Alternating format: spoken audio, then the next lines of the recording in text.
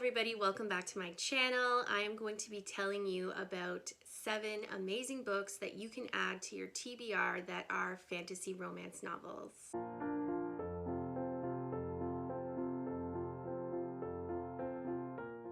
In honor of FaRo February, the fantasy romance month-long read-along, I am going through some fantasy romance books that are incredibly intriguing to me.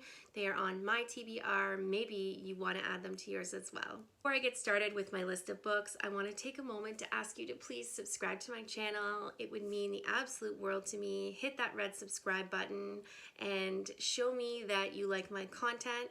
If you could also leave me a comment on this video as to what fantasy romance books are on your TBR. My first book should come as no surprise. If you are a fan of Sarah J. Maas, then you would have already guessed that I'm going to talk about House of Sky and Breath. This is book 2 in Crescent City. I enjoyed book 1. I have very high hopes for book 2.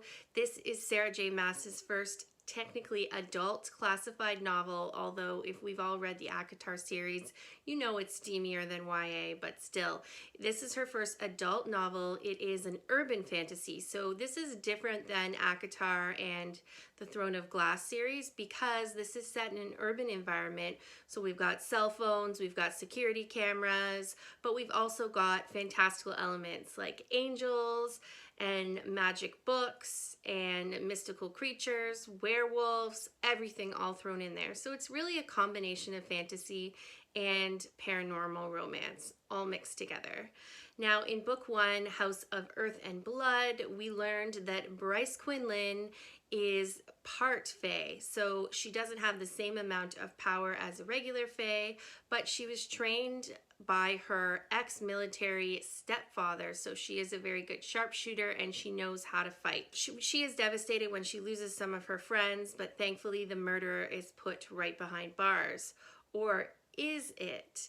Because later on when the murders pick back up again, Bryce finds herself involved in the investigation of who is actually responsible for the killings, and she is given help from none other than the fallen angel Hunt Athalar.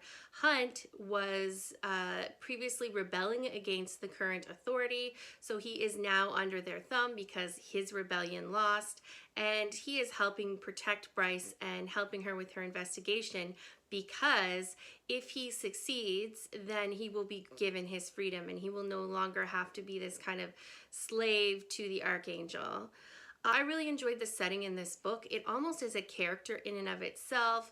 There's so many interesting aspects to Crescent City, from otters that deliver messages to different areas where the werewolves live or the humans live. There is a magical library where Bryce works. It's actually more of like an antiques area, but there's lots of magical books. There's lots of magical creatures, including this kind of like dog-lion hybrid that's really cute. I really liked the mystery element. They're trying to find this artifact. They're trying to uncover the mystery of who killed the friends and who's continuing to have killings throughout the city. There's also the mystery of Bryce's past.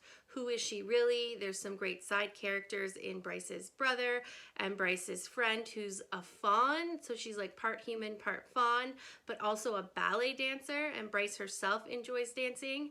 Initially, I didn't connect with Bryce, but then when I understood more of her backstory about the tragedy that she endured and how she's kind of on the lower part of the food chain in this world, I started to really connect with her character more. Sarah J. Maas does a great job of having this rich cast of characters that you care about and throwing in some plot twists there. The romance between her and Hunt is very slow burn. They barely do anything in this first book. They definitely don't get it on that often. I think there's maybe one kiss and one like thigh graze, but they do some fun stuff like wear backwards baseball caps and watch trashy television together, and that's kind of nice. Overall, I would say this was a solid read, and I'm really looking forward to House of Sky and Breath. Book number 2 is none other than We Hunt the Flame, which is book 1 in a duology, and both books are currently out. This book follows Zafira. She is a hunter, and she braves the cursed forest in order to feed her people.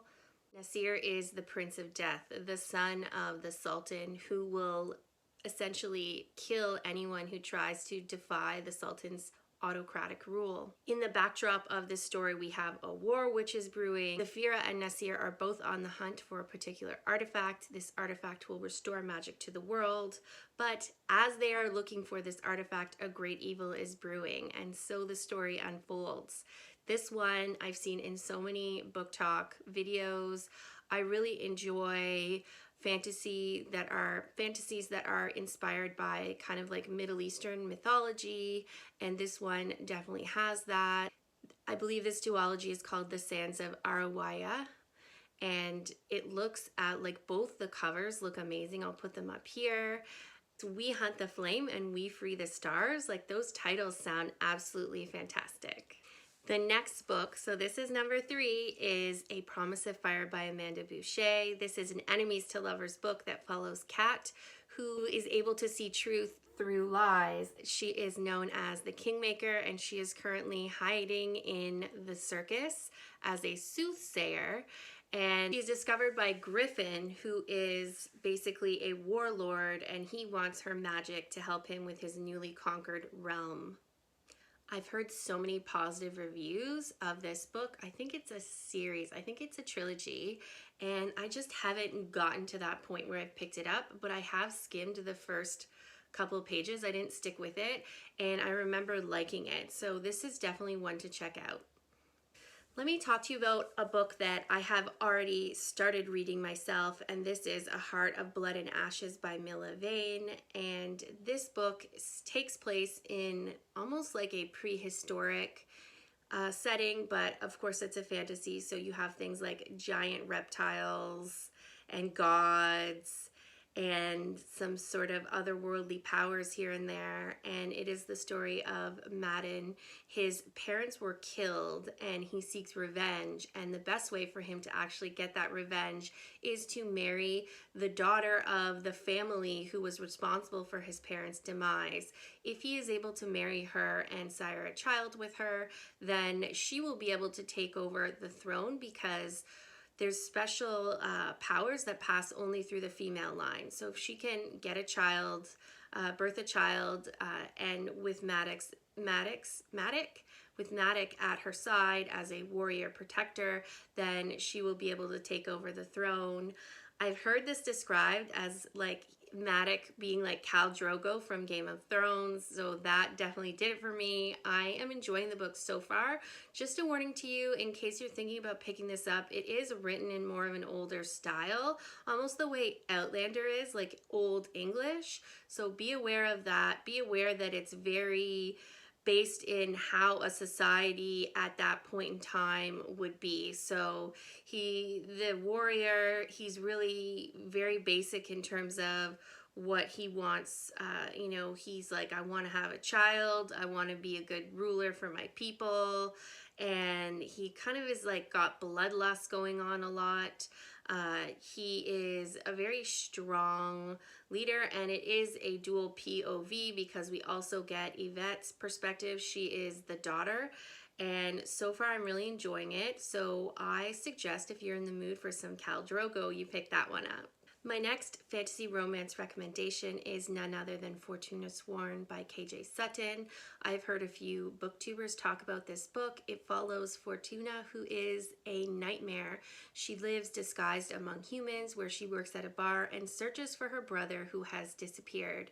She meets a powerful fairy who essentially offers to help her find her brother in exchange for giving herself to him, and that is the premise of our story. I've heard that it is quite the roller coaster. I'm really intrigued by it. I've never heard of a book with that premise before. The fact that she is a living nightmare is very interesting to me. I think that it has a lot of emotional ups and downs, and there's 4 or 5 books to the series so far, so there's lots of content to dig into there if you're interested. My next recommendation is House of Salt and Sorrows by Erin A. Craig. This book is a retelling of The 12 Dancing Princesses, which I loved that story as a child. I remember there was a particular movie version that my Dad got me from the library. I believe it was done by Masterpiece Theater, and it was amazing. In the fairy tale, the princesses are sneaking out at night and going to balls where they are dancing all night, so their shoes are constantly worn out. And the king challenges basically the eligible males of the realm to figure out why the shoes are being worn out and what's happening with his daughters, and if they can solve the mystery, they can marry one. Now in this version, it's a bit more of a dark retelling, because instead of so the sisters do sneak out and dance and have trysts and go to these glittering balls, but they're slowly dying off. I think at the time of the book there's 4 that have died, and the main character, Anna Lee, is trying to figure out what is going on. Why are they being killed? Are these deaths connected?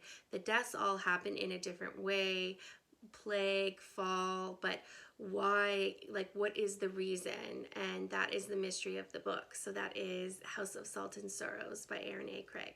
The next book is All the Stars and Teeth by Adeline Grace. This book is a pirate romance. Our main character, Amora, is trying to be an animancer because you have to show mastery of souls in order to take the throne, and she is a princess. She has worked towards this goal all her life. Unfortunately, a demonstration goes awry and she has to flee, and she strikes up a deal with Bastian, a pirate, who will help her show her true power over souls. In exchange, she will help him get back his magic. I've heard nothing but good things about this book. I think it would be a really great read. Thank you so much for watching this video. If you could take a moment to subscribe to my channel, I would truly appreciate it. In the meantime, this is Ashley saying happy reading and have a good day. Goodbye.